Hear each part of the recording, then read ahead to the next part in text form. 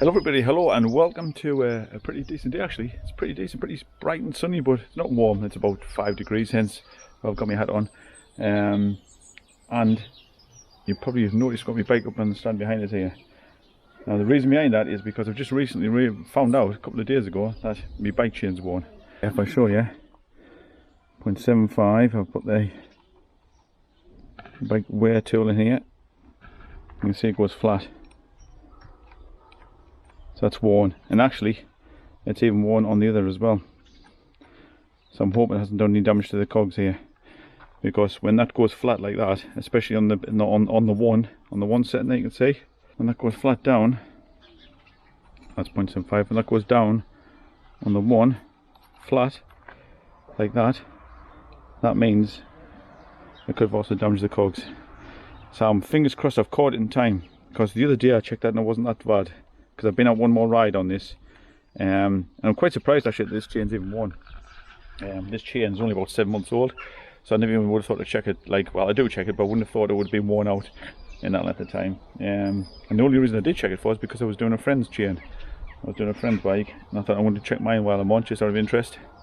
And mine was badly worn as well, so I've got a new chain to put on. I'm going to video it today because somebody's asked us about changing the chains on bikes, how it's done. So I'll show you that now, and we'll get it replaced. And fingers crossed that I haven't actually damaged the crank or the free wheel, because as you've heard me twist and moan about a few times now, chains these days last no time at all. So you haven't got one, get one of these. They really are valuable. They're only about £3 or something. You know, I'll put a link in the description if you want to get yourself one. Only a few pounds. But yeah, so I'm gonna change the chain over. It's a mouthful. Change the chain. So this chain does have a quick link here, which you normally use a special tool to remove it, but I don't have that tool. It's like a special pair of pliers that you use to pull the link together to remove the quick link here. So instead I'm going to have to use a chain splitter tool, just because I don't have the proper tool to take that off. But if you do have the proper tool, it'll be a lot easier to remove it with the proper pliers than using this. But this is all I've got, so this is what I'm going to use. So first of all, I'll change the gears down at the back to take the tension off the chain a bit.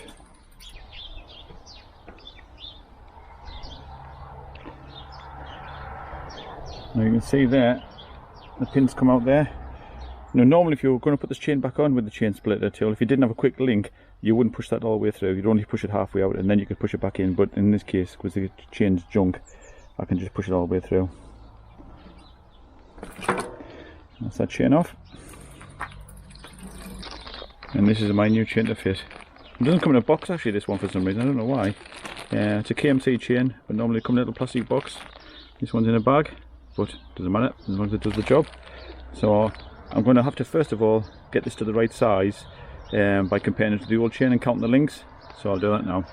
So I've laid the two chains out on the ground here. This is the old one, that's the new one. I know it's kind of a bit naff putting the new chain on a dirty ground, but I'm going to be cleaning this anyway, so it's not too much of a bother. What you need to do then is you count the links. So you know, each one of these links, you know, 1, 2, 3, 4, 5. Count the links on your old chain, and then count the links on your new chain. And quite often you end up having to take some out. As you can see here, I've counted mine. I marked that as 100, and then 112 to here, and I've just put another mark on there. So I'll be taking this off here. So these will be getting removed, and then connecting it up with a split link here. To connect them back up together. The pen there is just what I use to mark this, so you know you've got the right length. So yeah, it's the way to do it. There's your old chain, count the links, and compare it to new chain, and any extra which you normally do have, remove them with the remover tool, which I showed you before. Just grab it now.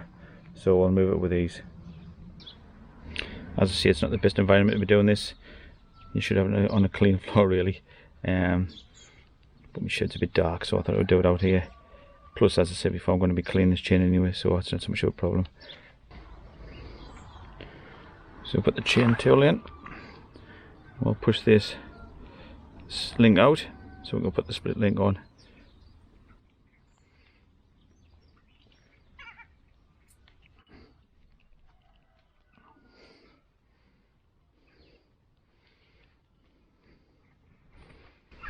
So that's the chain split at that point. Actually, my chain split is broken as well. You can see the teeth there are broken off it, so that needs replacing too. So that's come off. I took that off, and now I'm going to join that up. Not yet though, obviously. Put it on the bike first, and then join it back up with the split link I showed you before. So I'm going to thread this back into the bike now, and then put the chain, the quick link between these two. So that's just a bit of waste there. That can go with the old chain. Also check on some of these chains that some have directional markers on them. These KMC chains can go in either way, so you're okay, but you do have to check that. So take some of the debris off here that I have for the floor. But I would say I will be cleaning this chain here, because when you get these chains they come with like a wax on, which I don't like, and I always take it off, put my own lubricant on. So we're going to feed this through the chain now, through the gears.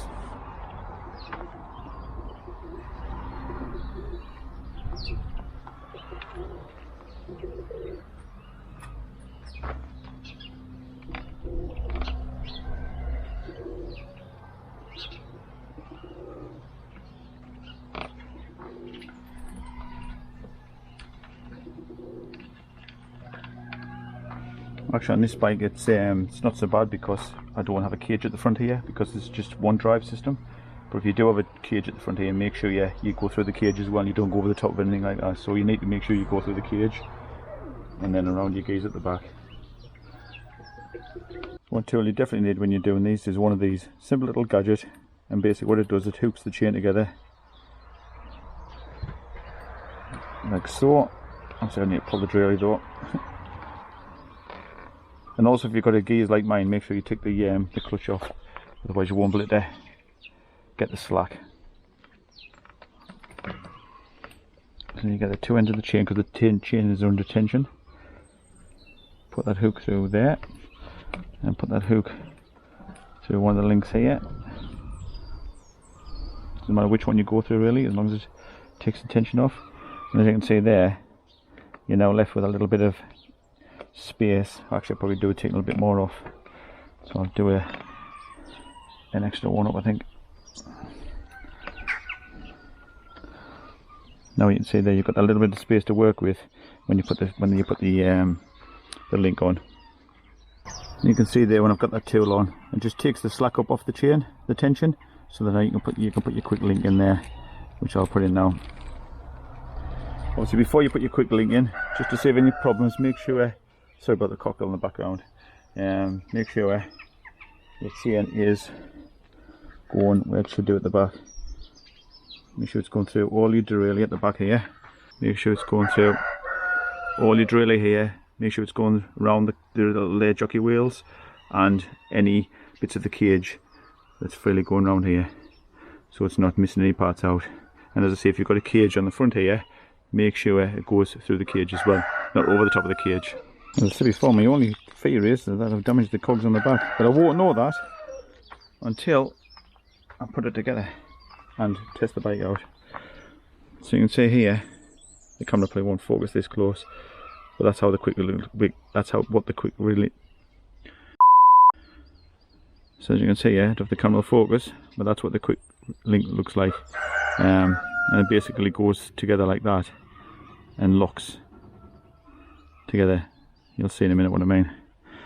So one goes in one way, one goes in the other way, and the two halves come together to connect up. You can see it just comes through the hole there, and the other one should do the same on the other side.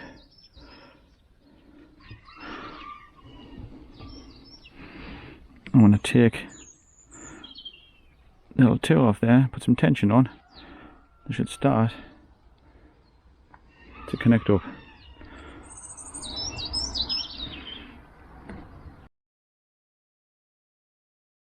See how it clicked in there? So it's now connected together. Sometimes you do have to do a little bit of tension, you do have to put a bit of force through the pedals and put the back brake on to make them click together. That one seems to just click together itself without any problems actually. So then just check your chain's moving okay and freely, which seems to be. Let's give it a change of gear. if it's working okay. It seems to be at the moment. As I won't know till I actually ride the bike if these cogs here have been damaged with the whole chain. At the moment, all looks okay.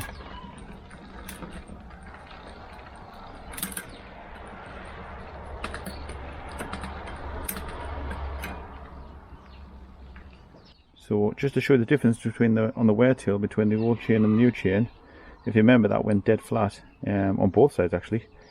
If I put that in there now, this bit of new chain, can you see it doesn't go down? That's how it should be. So that is obviously not worn because it's a brand new chain, and definitely not on that side. So you can see the difference there. That's the difference between the old chain and the new chain. So I've put the chain on. Seems to be changing gear okay, but as I say, I won't know till I actually ride it on the roads, you know, well, on the roads, on the tracks, to see if it actually has done any damage to the cogs or not. I'll try that in a minute. But first of all, I'm going to clean the chain and re-oil it because it's got that kind of waxy stuff on that comes from the factory, which I don't like. So I'm going to take that off now. I'm going to give it a clean. Shouldn't take much of a clean, thankfully, and then re-oil it. So we'll go from there.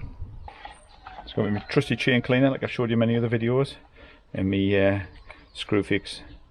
No nonsense to clean out, just fantastic stuff.